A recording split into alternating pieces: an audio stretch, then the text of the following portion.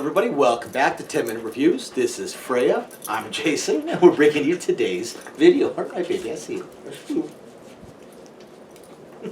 As always guys, please hit the like and subscribe buttons. We're just a small little family channel.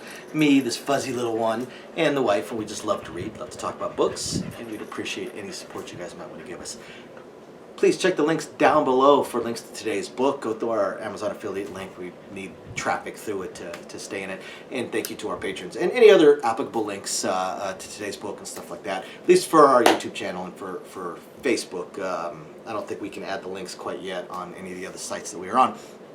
Otherwise, I'm going to get right into today's book. So, I want to talk about a new book. Now, I would say it's a new author, but I also just recently filmed another video on this author. I hadn't realized it was the same author when I read the book.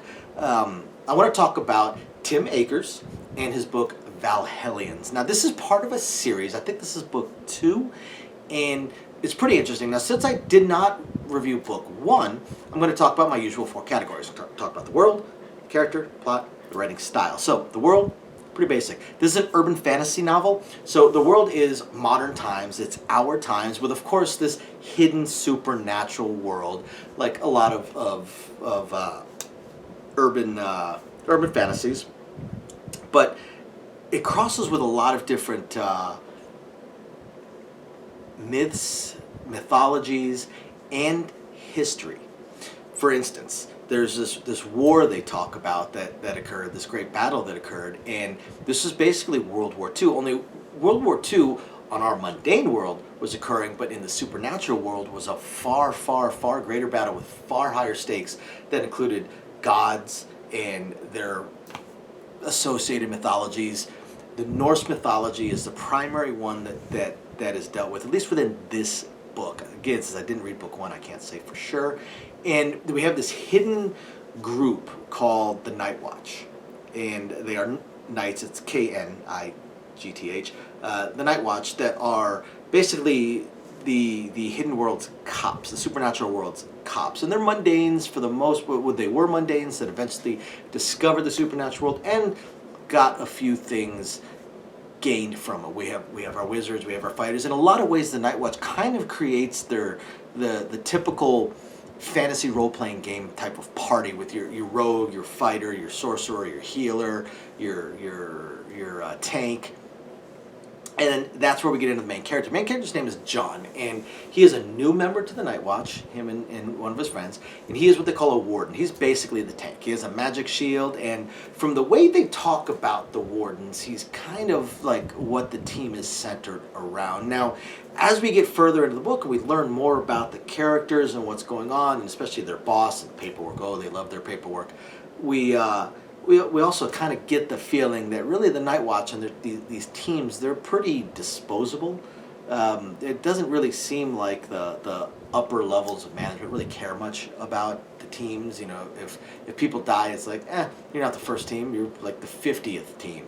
They, you know, just another day at the office, the whole team TPK'd. Oh well, you know what, we just have to get a new team. That's kind of how they sort of treat everything. Now, again, John is kind of new. He's kind of new. He's still fairly young. He's a pretty hardcore nerd, especially a Ren Fair nerd and like an SCA type of nerd. At least, you know, that's how he started learning. You know, he started running around in period clothing and sword fighting and stuff like that, just in Ren Fairs and SCAs and stuff like that, until he discovered the supernatural world, kind of got drawn into it, and apparently in the first book might have maybe killed a dragon.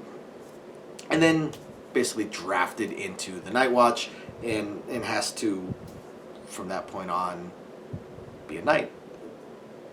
Help out, basically. He has to solve issues. They have some sort of magical talisman that tells them when there's a supernatural event occurring.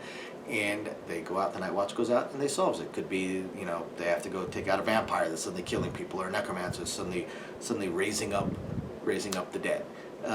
And guys, this is a fun book. This is a cool book. But there's one thing that I did not like about the book. It did not detract me from the book. It did cause me to occasionally skip parts of pages, but it did not stop me from reading the book. Again, it was a bunch of fun. Just one little thing that I did not like: the characters. I did not like the entire Night Watch team. Couldn't stand them. You've got John, who's got his his I don't want to say confidence issues. Again, he's a little bit of a nerd. Supposedly the Wardens are kind of what the team is centered around, but that's sort of iffy.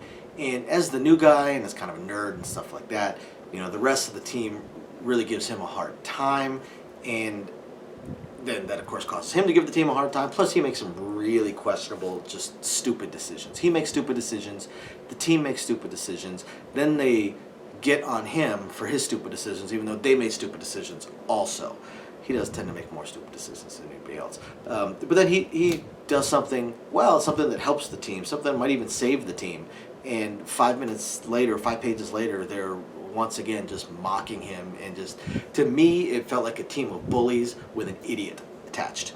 And the bullies are bullying the idiot, and honestly, the dialogue between the characters, I could not stand it. But the book itself was a whole bunch of fun, and the plot was such that it kept me going. So the plot, the team comes across a necromancer with a magic sword. And this magic sword is what enables them to raise the dead, but it also enables them to kill with a touch. Doesn't even have to be a killing blow or something like that. All they have to do is to scratch your skin, and you're dead. And not only you're dead, now the sword can resurrect you over and over and over and over again. So once you've been killed by the sword, you now belong to its wielder, and they can just continuously raise up an army over and over and over and over and over again. Now this crosses with some Norse mythology, which then leads to going to visit the Valkyries, because they see what they believe is a Valkyrie, which means somebody is breaking these ancient treaties and helping train this person.